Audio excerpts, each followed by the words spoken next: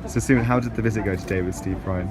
It was very interesting, and I think it's engaged somebody in a position to push this forward to a sustainable mechanism in which to provide treatment to a vulnerable group of patients who don't normally engage with medical services in a regular fashion. I think it went really well, actually, because he spent a substantial amount of time. He asked a lot of questions. He was really interested. I thought it was very, very positive.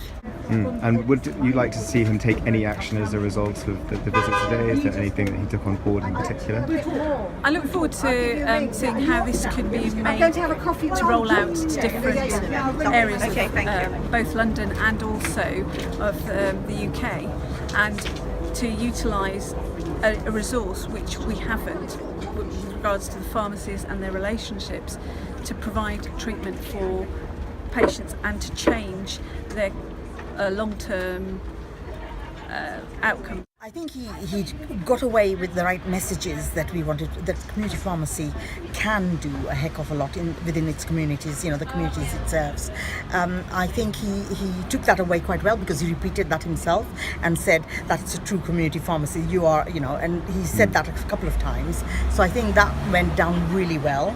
He showed particular interest in how we targeted people, so what were the advantages that we had in our setting, and what the process was. He was interested in, and then he was really interested in how it went forward and the referrals, and how the referrals worked, and what was involved at each stage. So I think that showed that interest he had in the service. And in an ideal world, what kind of action would you like to see him take? Well, he himself said that if I were to want to replicate this across the country, what do I need?